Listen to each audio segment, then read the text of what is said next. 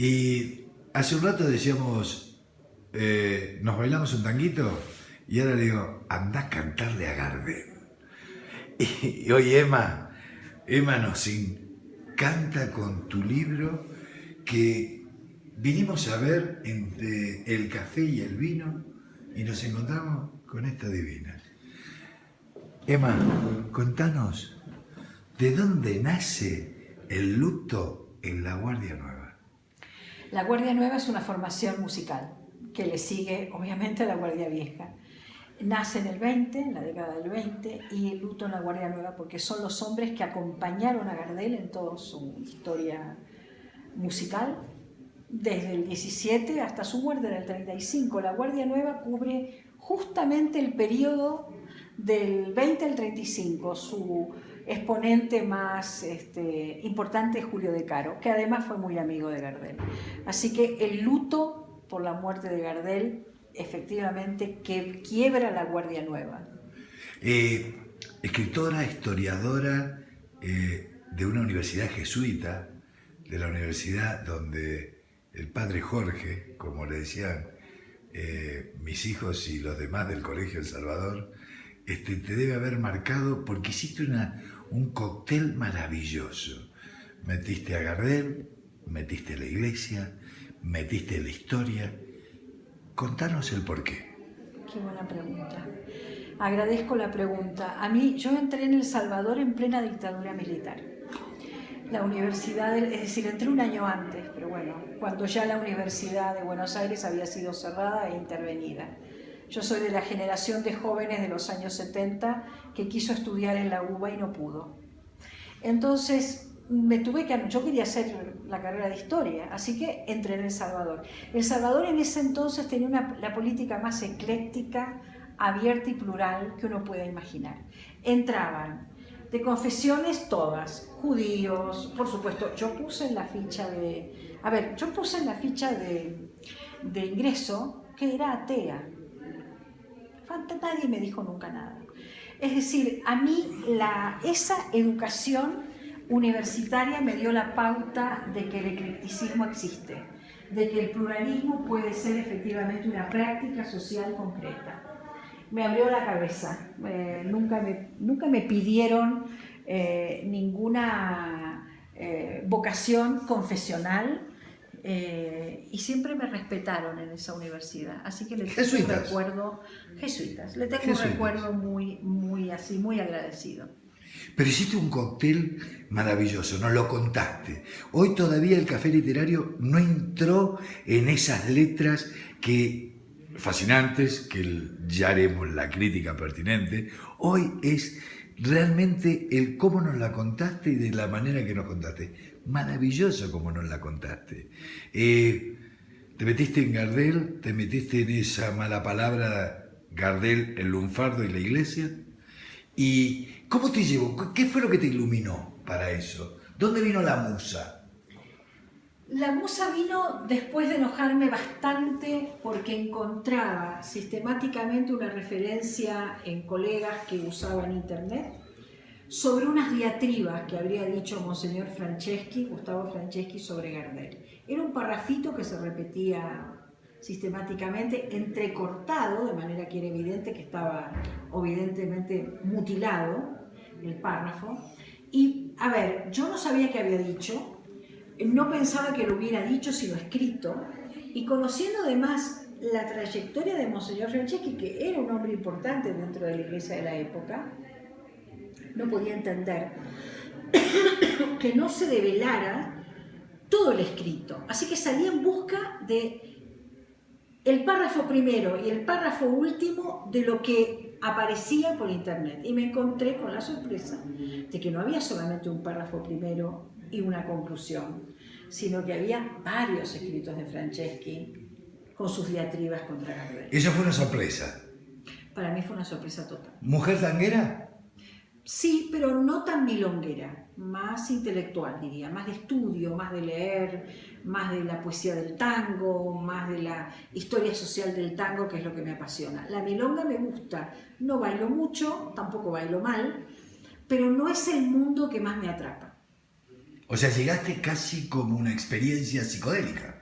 No, llegué, ¿sabes por qué? Por una experiencia que tiene mucho que ver con la inmigración. En Argentina tenemos un dicho, y lo rubrico: el tango espera. Y a mí me esperó.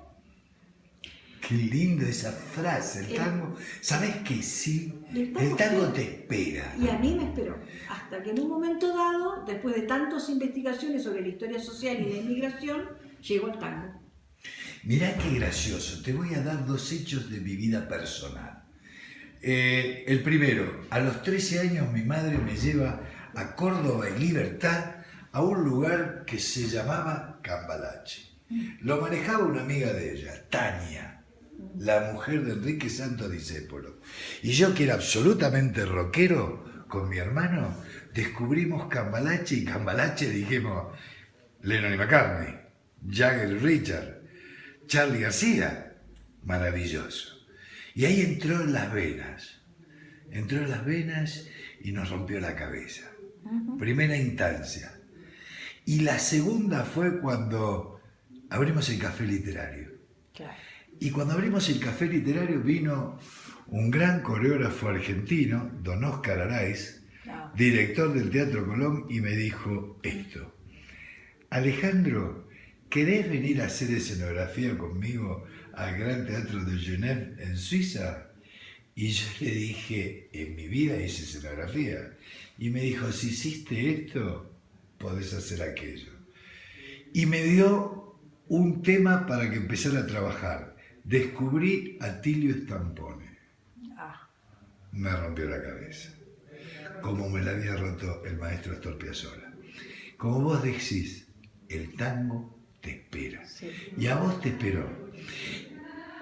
Arrancaste tuviste una exposición maravillosa, sola, más sola que Hitler en el Día del Amigo ahí arriba, pero nos llevaste a todos a tu maravillosa verbomagia, no verborragia. Dijiste que esto era la parte de un tríptico. Sí. ¿Cómo es esto? ¿Nos trajiste el primero, o el segundo, o el tercero? En realidad es el segundo, ¿no? El periodo del 20 al 30. El jamón del sándwich. Exacto, que es donde Gardel está en todo su esplendor, ¿no? Es toda la experiencia artística de Gardel, que hace de Gardel lo que fue Gardel y lo que todavía sigue siendo, ¿no? Y hace además que Monseñor Franceschi se desespere justamente y lo persiga sin ningún tipo de eufemismo. Pero hay una etapa anterior, porque Buenos Aires está preparada para el tango. Y cuando uno revisa las fuentes de los diarios, las crónicas de los diarios de los años 80, me refiero obviamente a 1880, descubre que, la nocturnidad porteña ya existía. ¡Wow! Entonces eso, significa que hay que revisar esos años, esas 2 décadas, de fines del siglo XIX, para entender cómo aparece después la esquina de Corrientes y Esmeralda. Así que es mi propósito, estudiar esos 20 años para que cuando uno ve a Gardel haciendo sus primeros pasos en la década del 10, sepa de dónde viene, cuál es la ciudad que lo recibió, que lo acunó, como a tantos miles de inmigrantes. Divino, si arrancaste por el 2, nos prometés el 1, contame el 3, no seas tan mal. Y el 3 es un poco qué pasa después del 35-36, después de la muerte de Gardel. Hay todo un desarrollo muy importante porque Monseñor Franceschi sigue vivo, va a morir recién en el 57, y entonces quiero contar esa historia de Monseñor Franceschi persiguiendo al lunfardo. Llegás hace un año a la Academia del Lunfardo, o sea que vos no querés que se muera el lunfardo. No. El lunfardo es algo muy interesante. Toda habla viva, toda forma del habla debe ser respetada en una sociedad. Ahora se está imponiendo la ¿no? Inclusión, ¿no? Sí. Es una risa, pero puede resultar a algunos ridículos y a otros no.